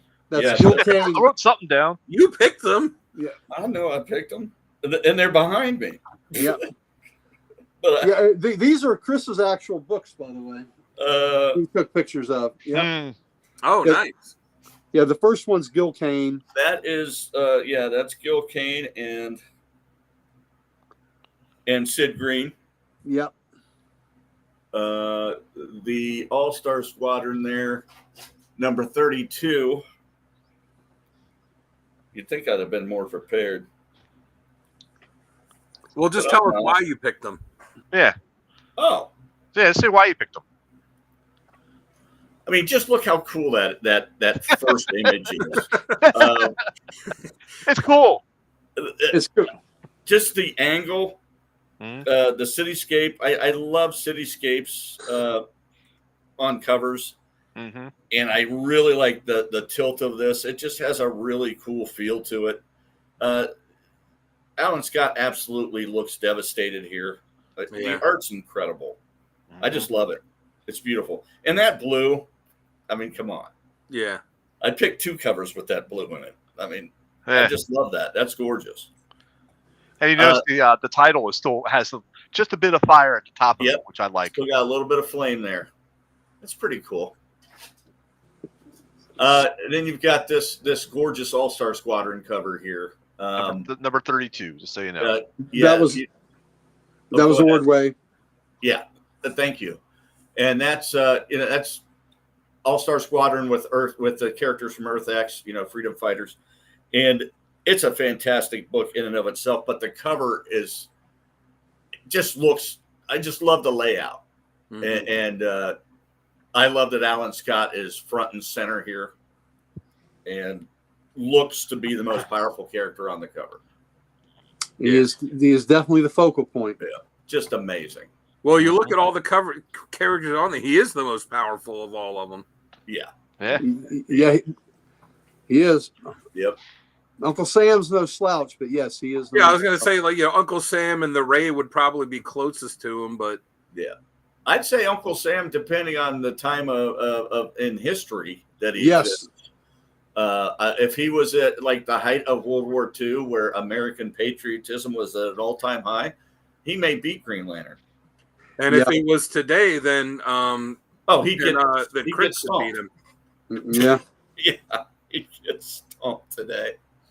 Chris would beat him with his cane. And then we've got his second Silver Age appearance. Yes. In Justice League of America number 22. Actually, third if we're counting 21 as second and 22 as third, because that Flash issue was his first. Oh yeah, I forgot about that Flash. That Flash issue was before this. I have because he had that minor appearance in the Flash book too. Yep. So this was his third modern appearance, or his third Silver Age appearance. Okay. Nice. And I mean, it's just. I mean, look at it. Murphy Anderson. I'll say this for all the people. Classic. For all the people out there that complain about the way women are drawn in comics and that they're drawn with these, these impossible poses. Look at Hal Jordan in that, and you tell me that that's, a normal pose. Like, oh yeah, that'd be easy to do. That's how he has sex flat on the mattress. It's not just women that are drawn in ridiculous poses. Gumby. He's Gumby, damn it. Yeah. But that's just such a great cover. It is. I love how that looks. It's, But I like how they have, the Green Lanterns together, and they have, and they have Flashes. the flashes together. Oh yeah, Yeah, I like that too. Yeah, they're all kind of teamed together with their, analog, Their look-alike, counterparts. their counterparts. I just love having Alan Scott prominent on that cover. Yeah. I agree, Pam. He makes good choices. And thank you. And he hadn't been around, back in the Silver Age that long. It was nice to see him that big on the cover. I just thought that was cool. Mm-hmm. All right. He's not on the cover at all in his first Silver Age appearance, is he? Yeah. That's No. the Vandal Savage Flash book. Yeah, it's just Jay Garrick and Flash on that. Yeah, it's just Jay and Barry. Yeah. Mm-hmm. All right, Dan, I got yours queued up. You ready to go? Yeah. All right, here you go. All right. Nice. So I was shocked that that neither one of you picked one of those Golden Age books. I was certain that one of you would pick one of them because I had another cover teed up, and I told Sal, I was like, if one of the guys picks one of these Golden Age ones, let me know. Let's sub this other book in for it. He said you didn't. So, all the way in the left, we got Green Lantern 1. I mean, that's just badass. He's got just such an awesome logo. Mm-hmm. Who knows? Maybe that's the flaming logo. Maybe that's what the what the subtle hint is. The subtle hint, because he's flaming. Yeah, I love the battery on the cover there too. That is really the cool. battery behind him, and and that is great. The one beside it, I mean, the way that he's standing on top of the earth and it's on fire, and he's just punching Nazis. I mean, just right off the earth. Doesn't get any better than that. I mean, how do you gotta love a cover where it's not out of Nazis. Yeah. Mm-hmm, mm-hmm. Yeah, that was because both those covers I would have read. That of the top 10 Green Lantern covers, that still had the big logo. Those were ones that I would rather have, but they're just cost prohibitive to me. Oh yeah, especially number 1. And 5, I think, is a really cool one that has a tank on the cover. Yeah, that one's pretty cool. Those are great covers. Yeah, those are absolutely. It's America's second best pastime. What is it? Baseball and beating up Nazis. Beating up Nazis. Yeah, who doesn't love to beat up Nazis? So, America's pastime. And then JSA 77, that amazing Alex Ross cover. Yeah, I didn't really intend that all my covers were going to just be all these black backgrounds. It just kind of came up that way. But it looks awesome though when you have it up like these. But that one and for the Ross one, especially the way the lighting is on it too, is just awesome. He is so good at that. And so on number 1, that's a Howard Purcell cover, and number 3 is a Martin Nodell cover. Howard Cosell. Howard Purcell. Oh, okay. Purcell. And since Sal, you want to throw up that other one that was the that was my maybe, and this other cover too. This is not out yet. This is an upcoming cover for JSA.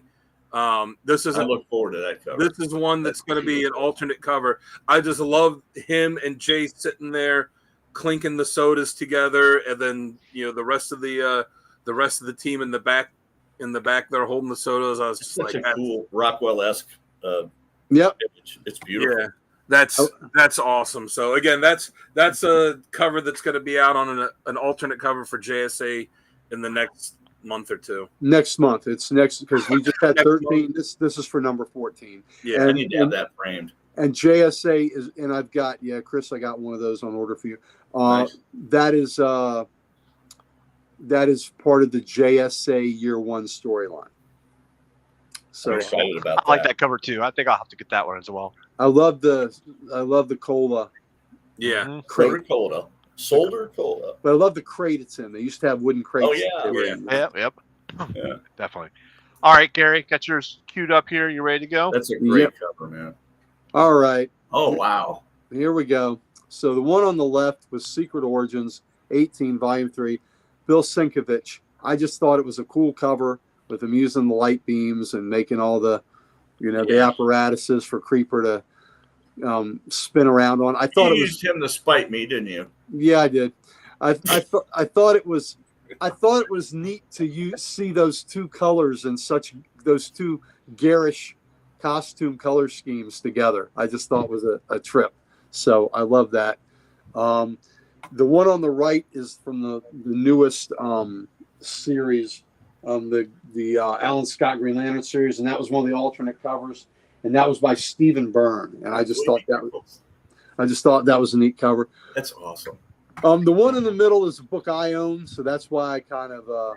And it's probably your favorite because of Dobie. Well, it's what I like is Doiby isn't doing anything really stupid on it. He's a picture in the newspaper, so he's kind of relegated to not causing any harm. And Green Lantern's bursting through the paper, and I love that his power ring. It's creating again those flames, right? Yeah. It creates those flames, and he's got the bad guys, and he's KOing them. But I love that character. I'm not gonna lie. Part of the reason I put that up there is because I own that book. So There's nothing wrong with that. Yeah, and that is also another reason I put it up there is because that is also art by Martin Nodell, who created the character. So it's beautiful. Yep. So that's from 19. What a great guy he is. Or was. Yeah. Weren't we just talking about Bill S? Bill S. Bill Sienkiewicz. Yeah, Sienkiewicz, yeah. Sienkiewicz, yeah. I don't say his last name because I can't say it. Yeah. Doesn't he owe you $5, Chris? Yeah, He does. He owes me $5. He owes me more than that for every story I bought that he drew after the New Mutants Demon Bear story. He owes me money. Wow. You could retire on that now, Chris. Come on. Yeah, but look, that cover's good. No, that cover's fantastic. That was his pre-angular days, wasn't it? Yes, this was pre-angular. That's right. He got too tired of being compared to Neil Adams, and he went nuts. I like that cover actually. Yeah, it is. It's a neat cover. I will. I'll tell you what, Chris.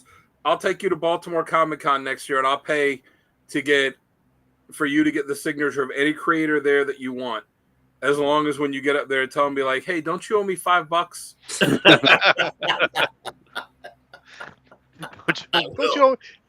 Don't you owe me $5? I think you owe me $5. I'll do it. Yeah. God.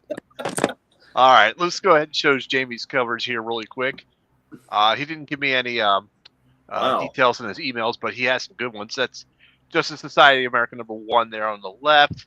That's an Earth 2 issue. That is a good one. 3. That's an alternate. Yep. Yep. That is so and then cool. the far right one, I don't know what this one was. He did not give me any information on that. So, yeah, Jamie, if you're still in the chat, let us know what that issue was. But that's a pretty badass cover too. I mean, it's something. It's got to be one of those Green Lantern books that's like you were talking about earlier, like the Secret Files and Origins or something that features that. Or you know what? I bet that's from the. I bet that's from like when they did those anniversary books, like the 80th anniversary or something. I don't know for certain, but I bet it's from that. Maybe so. The Earth 2 in the middle, that looks like, is that Reyes? Is that even Reyes? Reyes? It looks like it says Nicholas Scott and Trevor Scott and James. Nicholas Scott. Nicholas Scott was the artist inside, but yeah, I think the cover might have been Reyes. I'll have to look. Yeah, that's really cool. That is a great cover. I dig that cover. I love that flame. Look at that. That's wicked. Yeah, it is. That's pretty cool. Yeah, some of the artwork from Earth 2 was actually really good. Well, yeah, and it was a decent story, and I really liked the designs, but it wasn't. I know, it just wasn't for you. Just wasn't JSA. Yeah. And that's nothing wrong with that. All right, let's go ahead and jump to my covers here. There we go. I like cover artist was Ivan Reyes. There you go. There we go. Thanks, Dan. Got it. Good job, Dan. Good follow-up. So, look at that one on the left there, Green Lantern #19. I think we saw a live version of that one, didn't we? Yep, Gil, sure did. Signed by Nodell. That's a Gil Kane cover. That is so cool. Mm-hmm. Yep. So, that middle one is Alan Scott, Green Lantern #4, I think from his most recent series. Yep. I like that cover a lot. I do too. I like how his cape is like glowing in the light of the lantern. I'm missing the first 4 issues of that. Oh, okay then. You should get it because I think that #1 issue. I think Dan has it on his spinner rack, the foil version of that #1, which is pretty awesome as well. Yes, I almost went with that too with my one of my covers, but the one over the right, JSA Classified #25. Dan had this one up in there. We were talking about it. And I'm like, man, I really love that cover. I'm going to use that one. He's like, go for it. That is So, cool. That is a great cover right there. I need to reread that. Yeah. But I need that. That looks awesome. Yep. Oh, and I looked it up. I was right. That one Jamie had was the cover for the Green Lantern 80th anniversary special. Ah, cool. Yeah, it's this one on the right. Yeah. Yes. There was Awesome, another cool one I was considering using was a Nicholas Scott one where they did the covers for a lot of the great books and they had all the different costume variations of characters. Yeah. You know, and for the Green Lantern, they had a lot of the different Green Lanterns, but right dead center was Alan Scott. Yeah. That was really cool. But it wasn't. I was trying to pick covers that featured him more prominently than just in a group shot. But you know that's there are a lot of great covers though where he's part of the larger group. That's why I didn't use a lot of the All Star or anything because I just wanted to concentrate on him more. Yeah, same with me because there's a lot of good Justice League covers where he's. I mean, even this one, like he's on it. He's like a focal point on it, but it's not just him on the cover. It's like the whole group. Show that foil one because I think that's a worthy cover of the show. This one. Yeah, that's just. Oh, that's beautiful. It's like sleek. That is not what's going on, but it's powerful. That's the cover. That's the cover of #1 of that series, and the trade paperback. I love that art. The trade paperback used that cover too. Oh, did it? Mm-hmm. Well, that was the A cover. That was the A cover for it, and then it had the logo and stuff at the top, and then they made the foil variant because they did virgin foil variants for the first issue of this one and for Flash, and I can't remember if they did it for. I think they did it for Sandman too, where they did all three of them at a virgin foil variant for issue 1. I finished that Wesley Dodge Sandman, and I wanted to thank you for that, Dan. That was an awesome story. You're welcome. Oh, cool. It was awesome. Very cool. It was really good. All right. So before we jump to our next segment, Dan, do you want to talk about the Heroes for Heroes thing one more time? Yeah, sure. You want to throw it up? It's absolutely. There you go. Just about just about 2 weeks or so, a little over 2 weeks. November 22nd. For us on the East Coast, start at 3 p.m. If you're anywhere else, figure it out. 12 p.m. Pacific Standard Time. But yeah, it is a auction where all the money that is made from it is going to benefit Mission 22, which is a charity that gives money to veterans and their families to help them out. So it's very worthy charity. Yeah. It's awesome, and it's all kinds of comics and original art and autographs and all kinds of stuff that people have donated. All kinds of different creators have donated. Have donated their artwork, have donated signed comics, sketches, all that stuff. So go there, check it out. Follow Heroes for Heroes on Instagram. I believe that they're going to start posting pictures of what some of the stuff is going to be in the auction before it actually happens, so you can start getting an idea of what it is, of what they're going to have. I've sent some stuff that I've done to them to donate, so I'm sure that'll get $2 or $3. Hey, whatever money counts, man. Every dollar counts. That's right. Go check it out, and you'll be able to get yourself some cool stuff. And know that it's also going to help a really excellent cause too. Yes, and I remember it last year, and it was a really a good hit last year. I think a lot of stuff got sold there, so I know they raised a ton of money last year for it. Definitely check it out. Yes. All right, so let's go ahead and jump to our next segment, which is essential reading for this character. Chris, why don't you go ahead and start us off? I got your title card right over here. Hold on 1 second. There we are. There you go. Golden Age 1 through 4, the James Robinson magnum opus. It's a fantastic Golden Age story. Went back and reread it for this segment, and man, it's so good. It is just a fantastic story. If you haven't read it, I suggest picking it up if you're a fan of Golden Age stories. Did they ever? I thought this was originally an Elseworlds story, but has this become canon? I believe it's canon. Considered Elseworlds.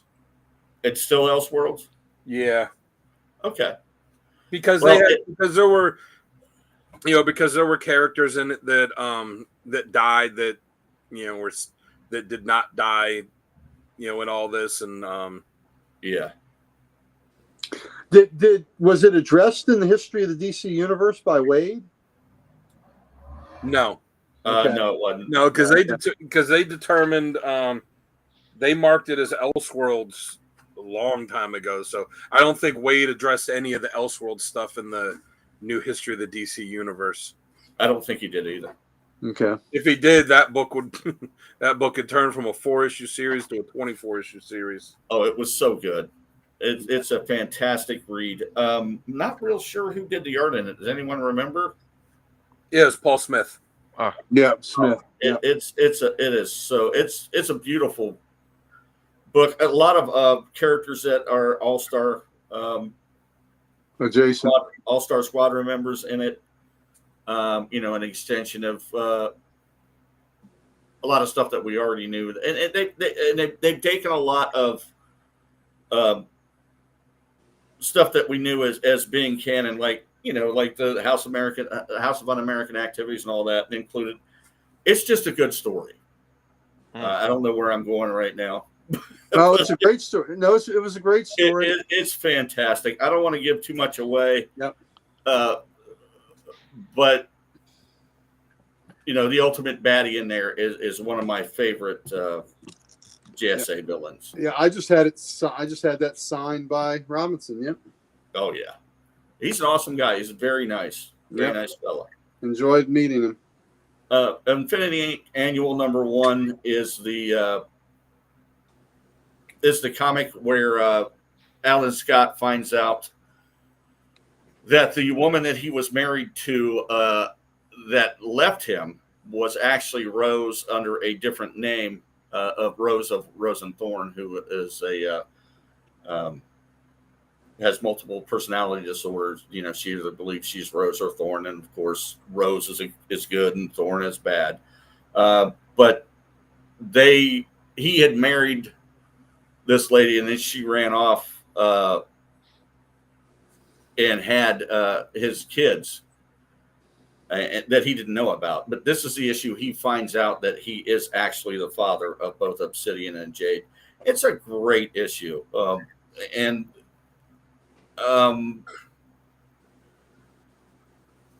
Harlequin, the original Harlequin, I believe her name is Maui.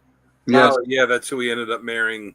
He ends up, he had a relationship with her before, but they really didn't do anything about it. He liked her a lot, but then she disappeared. But now she's back in this issue, and they get married in it. And I think it's a really touching storyline. It's good. And it's self-contained, which I think is great. Cool. And then you have All-Star Comics 58 through 74 and Adventures Comics 461 to 466. That is when the Justice Society came back into the DC universe as an ongoing series in the, I want to say the Bronze Age, right? Yeah, it was 76. Yeah. When that started, when 58 came out, that was the first Power Girl. Yeah, and it's just a fantastic read, and Alan Scott's all through it. Mm-hmm. It's wonderful, and they do face Rose from Rose and Thorn. I think that may have been one of the first times they faced her, wasn't it? I want to say yes, but I'm not 100% sure. Because I don't believe she's a Golden Age character. Yeah. But yeah, it's a fantastic read. You can find those collected in paperback Justice Society of America 1 and 2. And it's an older paperback. You can still pick it up somewhere. But it's fantastic. And that also contains the DC special. That's also got the death of Batman in there, too. Oh, yeah. The death of the original Batman. Mm-hmm. It's great. His funeral. Yeah. Yeah. It's good stuff. Okay. Very good. Gary, want to jump over to you and get your recommended readings? I like that background, by the way. That's cool. Thank you. There you go, Gary. Oh, wow. All right. So the Detective Comics 784 to 786.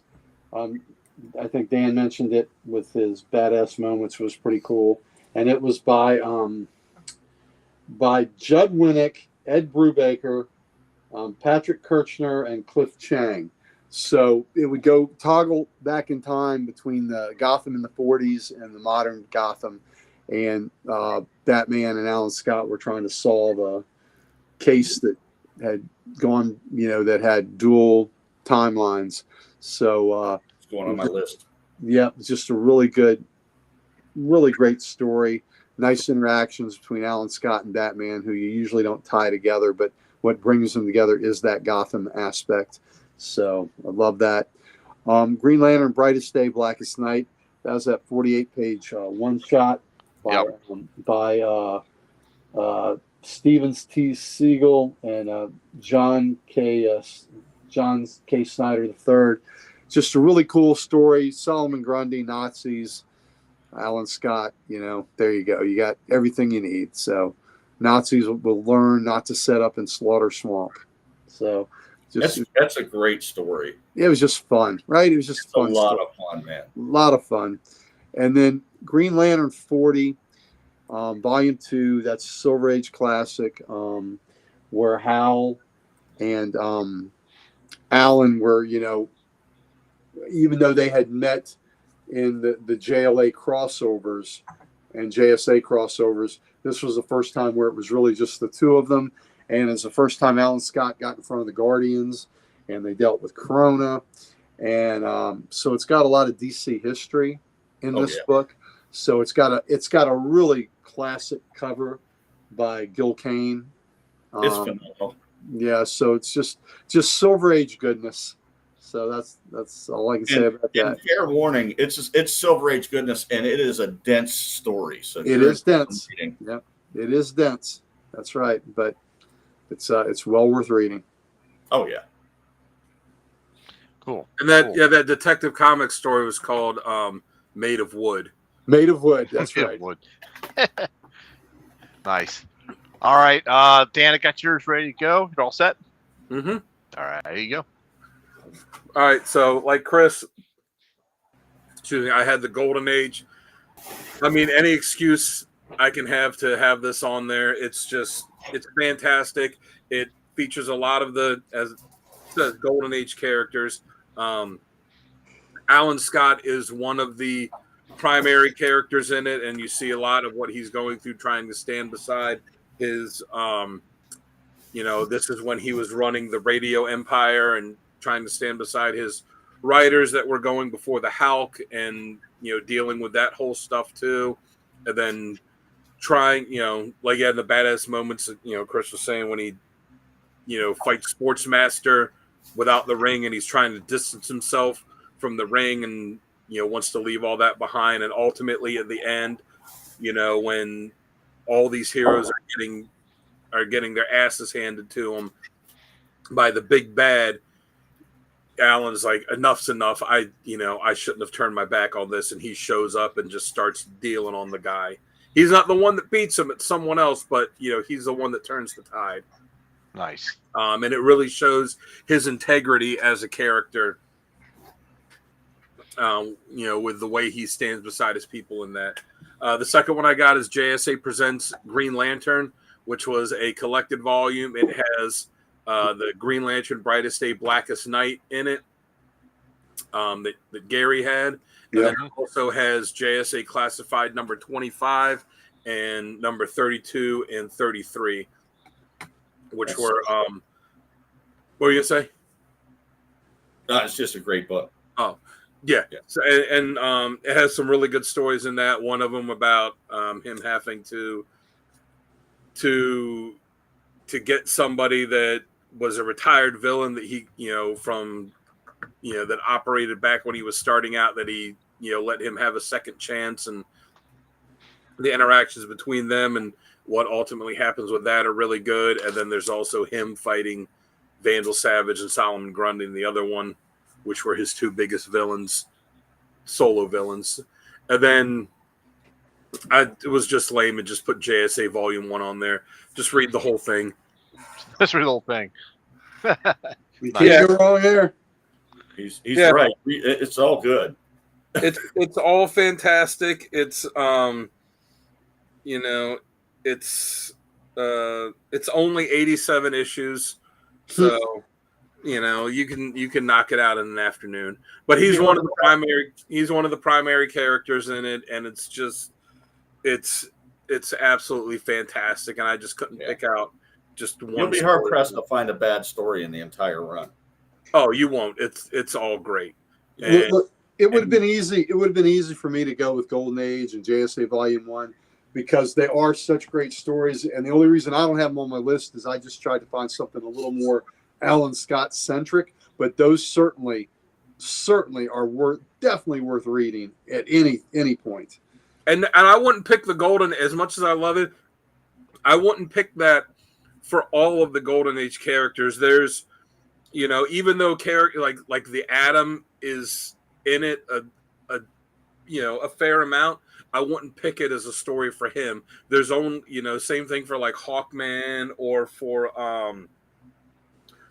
someone like Johnny Thunder. There's only about 5 or 6 characters, a handful of characters from it that I would pick this to put on there, but he's definitely one of them because because of the way they the way they treated his character, and I thought was really good.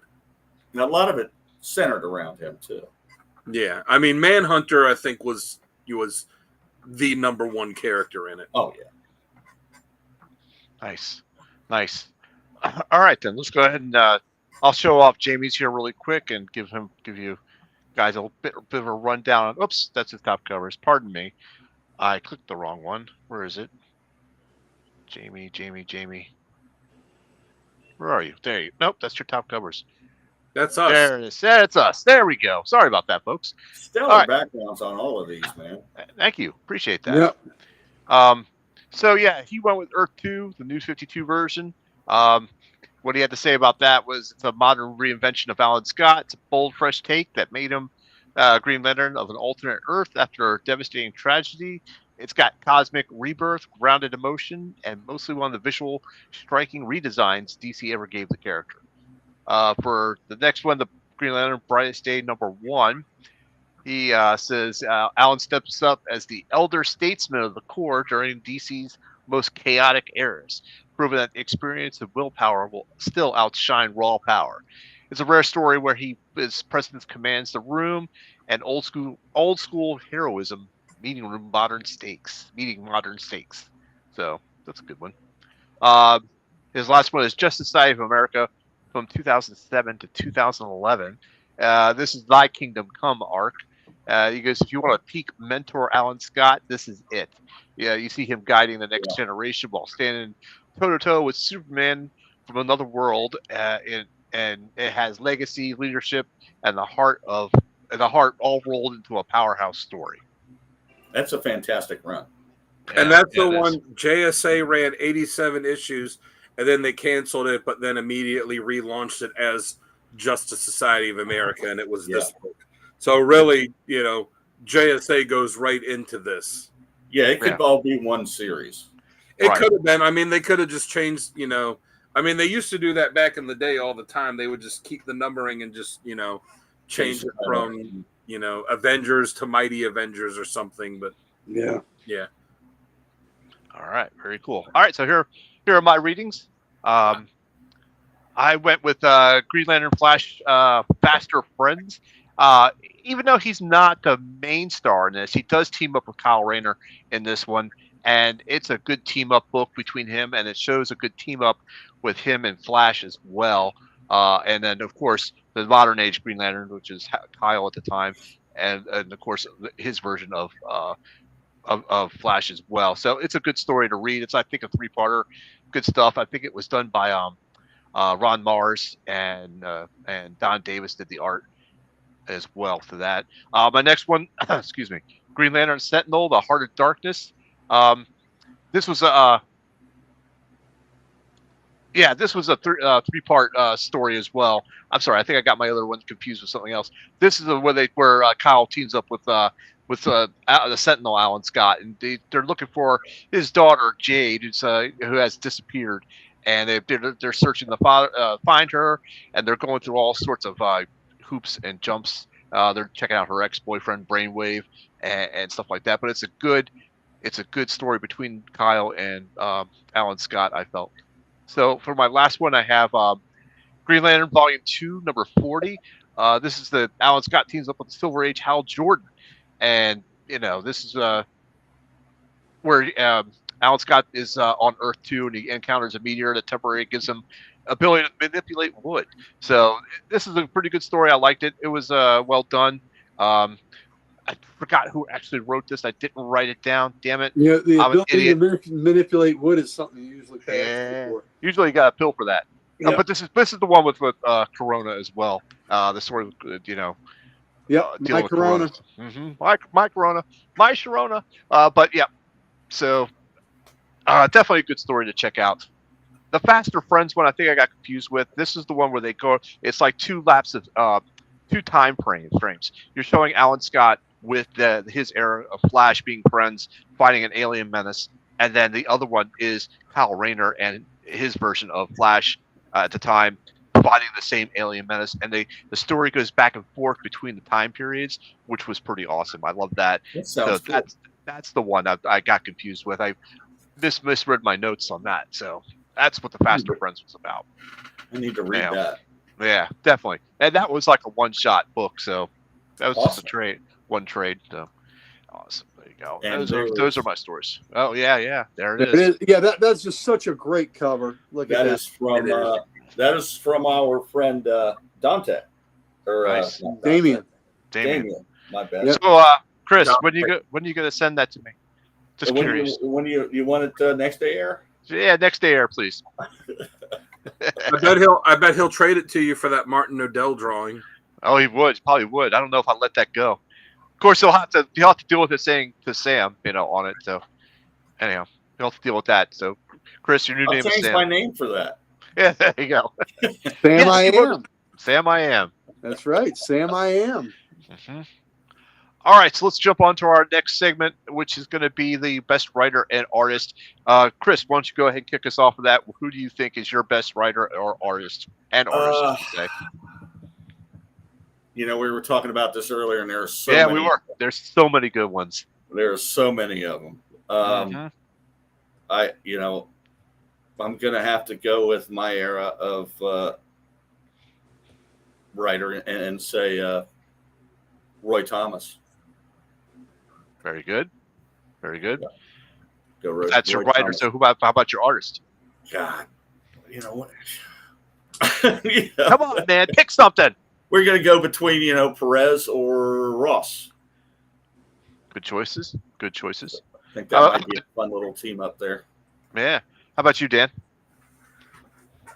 Well, I'll go with the combination of Robinson and Goyer writing and Johns writing JSA, because I know Robinson and Goyer kind of wrote JSA together, and Robinson and Johns wrote it together later, and then Johns took over. So I'll just kind of group them all into it, since they did JSA and then the Justice Society of America book. I didn't know we could do a combo.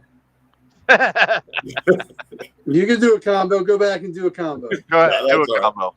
Do you use the Alan Scott time traveling power and go back in time? Well, I would absolutely throw Johns on there. Mm-hmm. Throw him in there with Thomas and have them cook something up. How cool would that be? Yeah. Mm-hmm. As far as artists, I mean, that's a tough one. I think I just ended up going with Dale Eaglesham from when he was doing Justice Society, because I always am a fan of his work, but so that was kind of an easy pick. But also Sadowski, when he was writing when he was doing the art on JSA at the beginning, I love that too. And it's, like he said, it's hard to pick one. Yeah, there's so many of them.